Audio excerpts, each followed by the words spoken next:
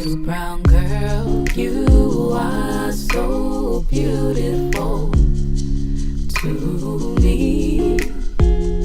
I hope you see. Hey there. Hi guys, my name is Tamika Newhouse, best-selling author of Sugar Hill and the publisher of Delphine Publications, and you are tuned to Traces of Mika Season 2, The Other Side of Healing. Hey, what's up, y'all? It's your girl, Britni the Brand. I'm on set right now with Traces of Mika. I'm here with Tamika Newhouse. Hey, my darling. How are you, love? I'm pretty good. I'm anxious about our conversation. I know, me too. How's filming been going today? Filming has been pretty good. It was, it definitely, I talked with the gentleman earlier today, and it definitely got passionate about our roles and our needs as men and women. So today's film was really good. I'm in good spirits. So, you know, I'm excited. Good, y'all. Good. Good. Well, I'm happy to be here with you. Your success is incredible. We've had conversations before. Yes. And I'm sure much has happened since we talked last.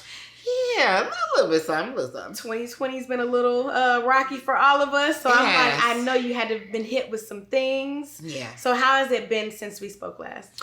Well, for me, 2020, it really solidified for me that I'm not crazy. Although I really kind of am. But since I was 23, I've been yearning to live this life that I wanted. I wanted to control my day. I wanted to do the things I wanted to do. I did not get up, like getting up early in the morning. I don't like taking orders. And I've been working hard since I was 23 to make sure that's never part of my existence. And so when 2020 hit, I was like, oh, I was right. I had already been living the life I wanted. Like, I've been an entrepreneur now 12 years.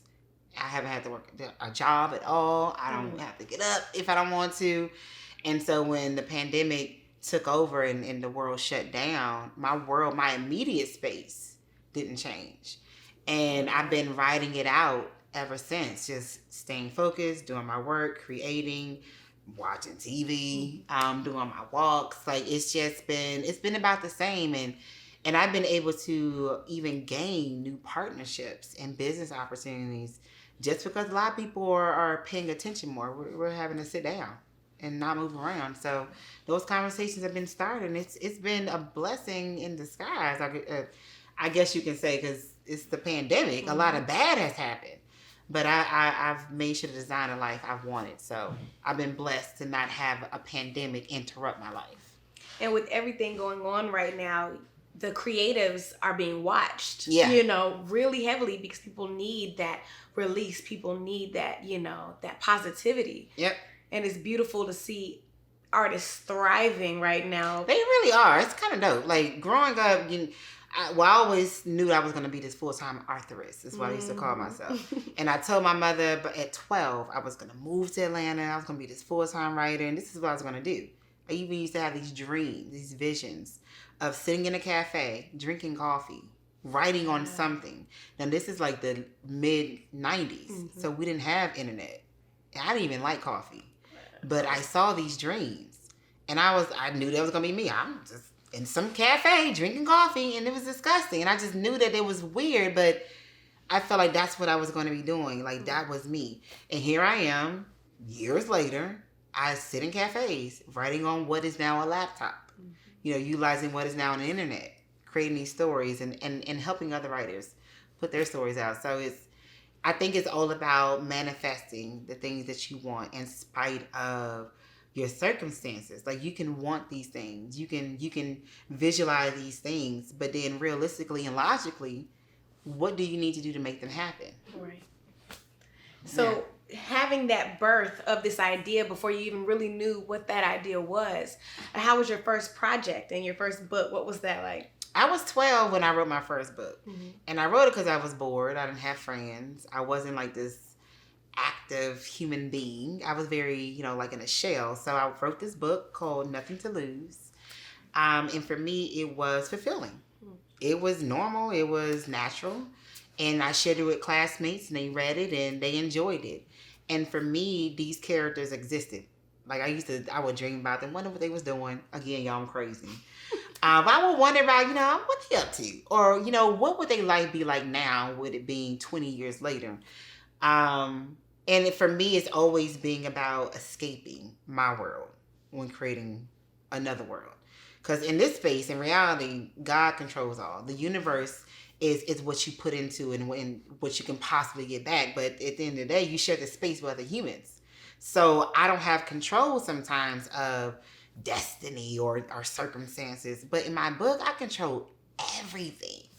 And so as a child with not a lot of friends, that was fun. Controlling the world that, that I created. I was God, in my book. So writing Nothing to Lose and then turning around and writing The Ultimate No-No 3 weeks after my mother passed, it sealed the deal for me. Mm-hmm. Like creating those characters in The Ultimate No-No helped me live in a sense. Life sucked. So again, I tapped into what I could control, which was my characters. And what kind of tone did you choose to take with The Ultimate No-No? It was always me. Like I write from first person. So a lot of my stories or my writing are inspired by my own emotions. Mm. It may not be real experiences, but my thoughts, my fantasies or things I've witnessed, they all end up in my story. So for me, it's more so just like a reflection of me in a sense. And I'm not technically lying. I'm just, imagining things and then sharing them with people. Yeah. Is that the creative process fully, or are there things that you do specifically to create these characters and these storylines? That's the creative process, honestly. Mm-hmm. Like if I wanted to sit down and be technical with it, I could. Mm-hmm. I can write a story. I can create a life. Yeah, I can create emotions. For me, it's like, it's easy. Mm-hmm. But because I am an emotionally driven creator, I create now in other ways than just, with literature. Mm-hmm. I create experiences. I create podcasts. I create these conversations. Yeah. I do events. And these events like my Black Writers Weekend Festival, it helps create relationships. And people are able to create memories by just coming to this festival. And I'm able to create connections for them or put them in a room where they can create or manifest their opportunities.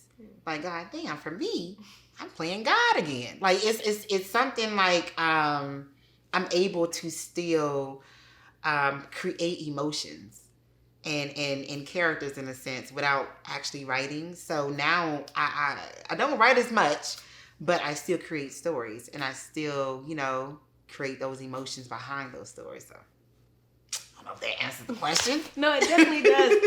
And with Black Writers Weekend and having that ability to, kind of help these people find these relationships, how did that even come about? And, how did you incorporate other people into that?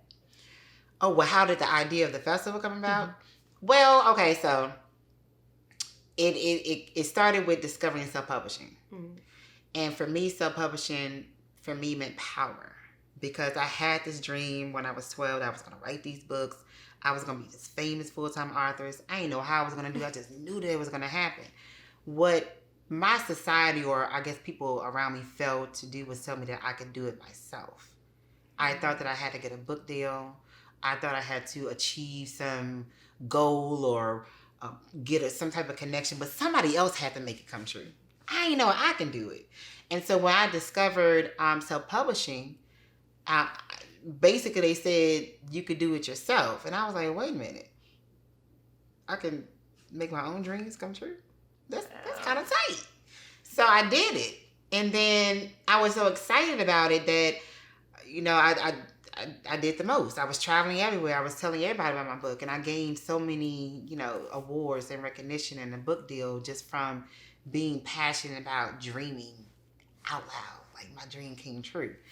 And so for me, being a writer, I wanted opportunities to be recognized too. I wanted to be praised because my books was bomb. So I thought. And I'm like, the same writers get recognized or awarded every year. And at that point, we maybe had Essence Magazine. They had the Essence Bestsellers List, Black Expressions. You have the NAACP Image Awards.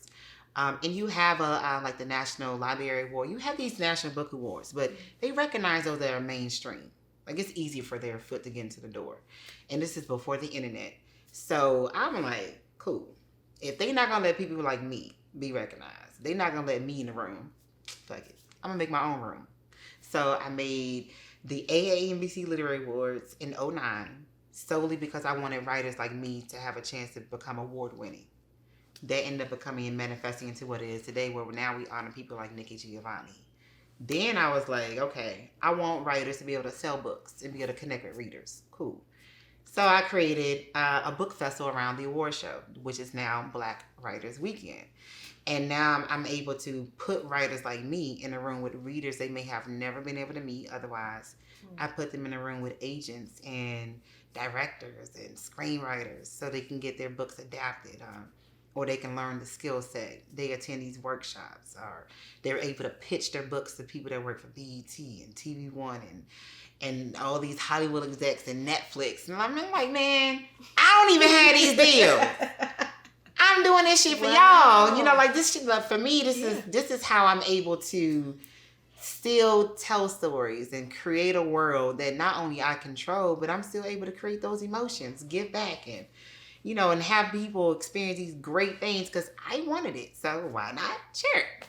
You put this character here and they did this. Mm-hmm. I mean, you really are creating storylines, and that's incredible to do off pages. And so when you think of like the risks that you've taken, is there anything that you would risk that maybe you haven't, or are you not willing to risk anything for, you know, your career as far as like moral sake? That's first. I'm never going to do something that's morally wrong. I don't have the capacity to just do people dirty. I don't even know how to technically do that. I don't know how to manipulate people. If that's the case, I would be way further, I feel, in my career. I would be like, you know, them Instagram models with them bulk bodies and carrying them babies around with accessories. Like, I probably would have been like that. Like, out of touch, you know, buying labels, you know, people can rent out fake jets and act like they on a jet plane and, like, just post it in front for the gram. I could easily be doing that. If I really wanted to be like fake with it and, you know, and conniving and sneaky, that shit is easy.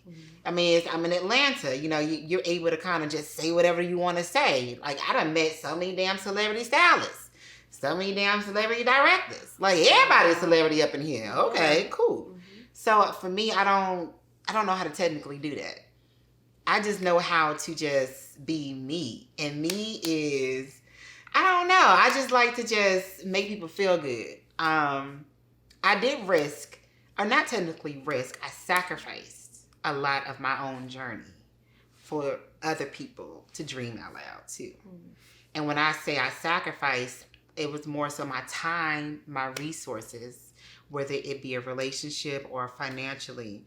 I dedicated and I devoted a lot of my time to other writers. I published well over 200 and so books across maybe 40 different writers. I've helped a lot of writers self-publish and start their publishing companies or build their brands. And I enjoy that part because I think it's dope. Often we don't have the knowledge to go that extra step. We can write a book, but we don't necessarily know how to get people to know about it. And I know how to break down the process and logically, you know, make it work for you. Because my journey is not going to be yours, but I can help you how to identify what your journey could be. And so helping writers to kind of maneuver in that space, for me, it's like that's a part of me. Like, I love to create, but a part of me loves to also give back and likes to kind of nurture and mentor and guide. And I sacrificed a lot of my journey doing that. What I had to learn was the people to do it for, though. Because I was doing it for anybody that said the right thing. You know, people will give you these speeches all day, every day. Tamika, I want it. You know, I'm going to do my parts. I'm going to be dedicated. I'm going to be a team player. And half of them was bullshit. Yeah. Like, they were just, and I'm still the girl from Texas. I'm trying to see the best in everybody. So you tell me you want it, cool. I'm going to give you a chance. Why not? Man, that was not technically the best decision. So I had to learn that everybody doesn't deserve a yes from you. I had to learn that part. So it wasn't technically a risk. It was more of a sacrifice. And moving forward, I'm just more wiser with the people I choose to dedicate my time to. So I still mentor. I still, lead and publish and do all these great things. But I'm not 23 no more, just starting out in this business. I'm about to be 35. So I'm way more wiser when it comes to identify people being genuine, you know? So if that answers the question. And so when you think about taking a risk for yourself, can you think of a time where you took a risk for yourself and it paid off in a huge capacity and you're like, that's one of those memorable moments? Oh, wow. Let's see. Oh, my gosh. I've taken a lot of risk. And I think this is why I've been able to maintain my entrepreneurship full time for now 12 years. Because being an entrepreneur does require taking risks. You can't be in a space and be comfortable. Like when you're being comfortable, you're not growing. You're not making new moves. So I've made a lot of different strategic risk.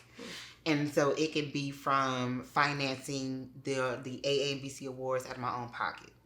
It could be from financing a lot of my early writers under Delphine Publications out of my own pocket. I invest a lot of my own money in the beginnings of my companies because people don't technically want to invest in things they don't quite understand. Right. And I'm talking about Black books and Black stories. Yeah. Ain't nobody they wasn't trying to, invest in our stories back then. Right now, Black is hot, Black is trending. It's a cool thing. Like, it's cool. But when I started, wasn't nobody really trying to just pour us, funding. Mm-hmm. So I really had to create, what I wanted to exist for us. I had to fund it too. Because wasn't nobody trying to do it. So I'm funding it. I'm being the face of it. I'm pulling in the resources. I'm getting the media.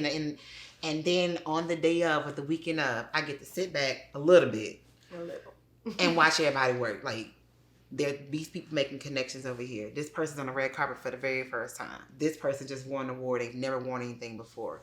This magazine just got introduced to this new writer. I'm seeing all these new things happen. And I'm like, okay, cool. It was worth it. It was worth it. I spent about $30,000. But it was worth it. I was spending some money. I was spending a lot of money just believing in us. Mm-hmm. And, it's something I don't quite, I don't regret it because it put me in position to have conversations with people that I wouldn't probably been able to be in the room with. I'm talking to, directors and investors that work with Netflix and all these other brands and own network, and I'm able to meet people that I saw on TV, growing up because I put myself. I didn't wait. Just like with my book. I put my own book out. I ain't wait for nobody to put me in a room. I did some things to put myself there. So it's all about just, I don't know, divine order. So it kind of have like its own tit for tat a little bit. It's pros and its cons. Do you have anybody that you look to as a reference of like your inspiration when it came to your writing or why you wanted to start writing? Terry McMillan. She was my early motivation. She was the only Black woman back then doing it like that. She was publishing books and her books were being created into film. That was right. And I told my mama, I'm going to do that too. I ain't say I want to do it. I said I'm going to do that too. I'm going to be just like her. And I was 12. So again, tenfold. And so, but now it's a lot of people that I technically inadvertently do not know they motivate me, but they do. Mm-hmm. Simply because, and I'll take the award show weekend. So when Black Writers Weekend comes around, I'm able to meet a lot of writers face to face. And they may tell me about their personal journeys, and they may thank me or show their appreciation for this opportunity or for this environment. And for me, that gives me the assurance and the feeling that I need to keep going. Because, let's process it. Like, if I really were to just kind of just shut that space out, they would have not been able to experience that. Right. So, in a sense, it kind of makes it worth it. So, and, that's good enough for me. Like, because I guess it's more about impact. Like, I can do a lot of things on my own. I know I can garner success. I've done movies and books and, I've had, quote unquote, what people strive to have, where they don't have to go to a job. So I've technically had the success that I wanted to, that I strive for. But I think what I really get fulfillment from and encouragement from is the fact that there is a space that people need, and I'm able to kind of provide that and to do that for them. And so that kind of keeps me and then it makes me important. And they talk about, authors and creators who do not help people get in anything anywhere. Yeah. They're like, I am my own entity. You figure it out on your own. What about your life and your upbringing made you want to help people? See, I think my creative side or just my big visions benefit people as a whole. It wasn't that I was growing up and saying, I want to just help people. I want to lead them. I want to give them the answer in the way. I wasn't trying to do that. I just think that the way that I think and how I visualize, the things I want to see, it benefits more than just me. So, yeah. It just happens to help other people, yeah. That's beautiful. Yeah. So tell me about your vision for yourself going forward. I mean, you've already done so much, but is there anything that you haven't tackled or that you got your sights set on right now? I would love to, although I've had some professionally, we're talking about professionally, okay, because I'm about to go somewhere else with it. There's a story that I feel like I want to see on a big picture that hasn't been created just yet. So I know there's a film project that for me would be transitional for me in my career. I also, because I'm a mother and it comes first, my son is now going to be 14. So I have about 4 more years before he is going off to college. My daughter just turned 18. She's off living with her dad. And so I don't quite have an empty nest. So I'm not able to live, around the world like I visualize. So those are some things that I want to write and travel and then settle and then write, travel, and then settle. Like I just want to keep doing that and then perish. Like, what else did I do? I'm going to be gone after that. So that's really what I want to do. I think that would be my whole full circle of just happiness where I would be fulfilled. And I'm hoping, I'm sharing that space with somebody that I love and I'm able to grow with and I'm able to share my ideas with, and we have this great partnership. And so I'm hoping that happens, and I'm manifesting that, like I'm manifesting the career that I want. How important is manifestation? For me, I don't live without that. Like, for me, I've seen way too many times where my words are powerful. Mm-hmm.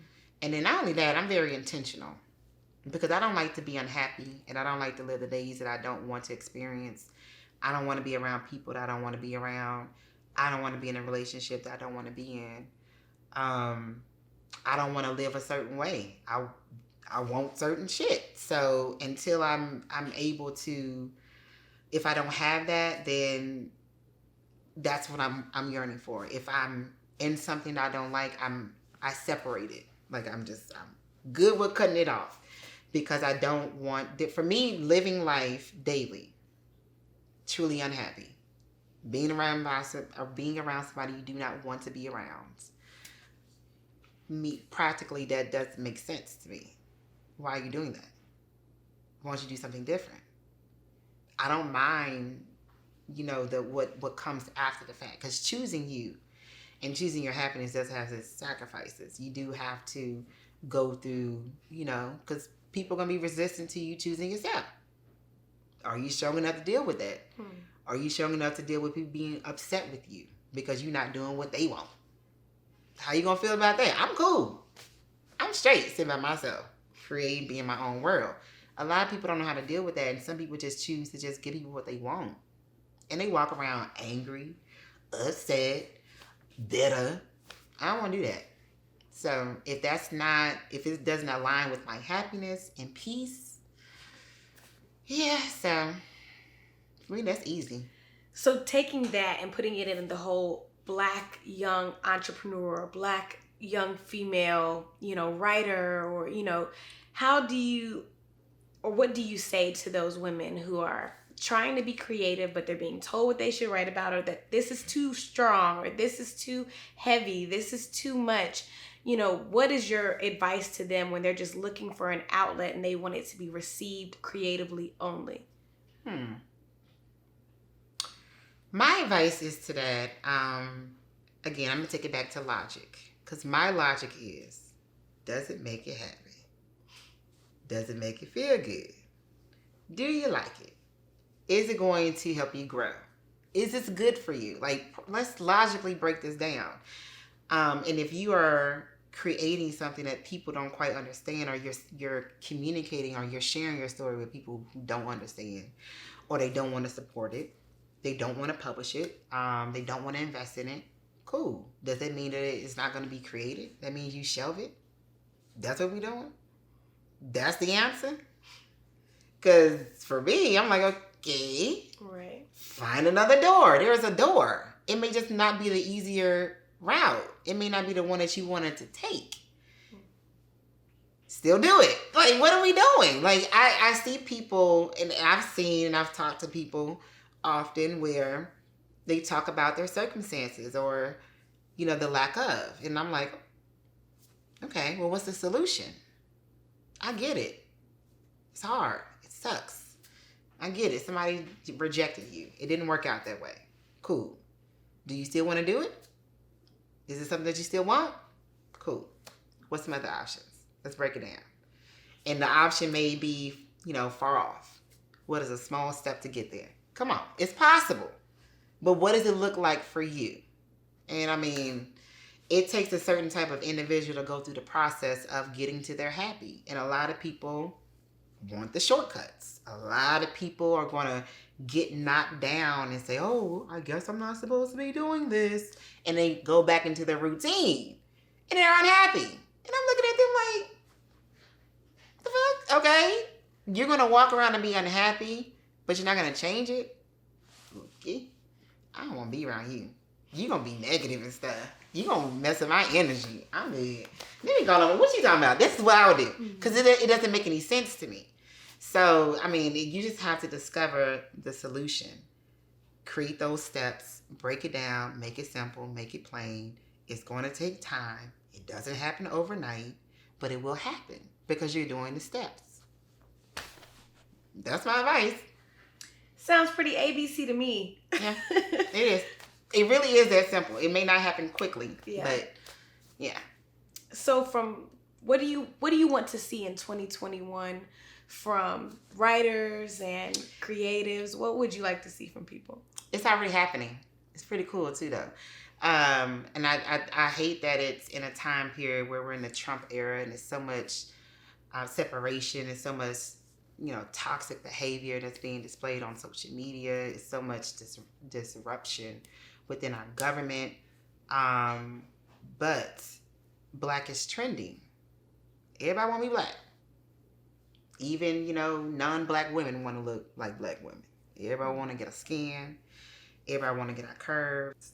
But what they cannot have is our story and our history, which is why you see all these studios and these streaming channels now acquiring our stories.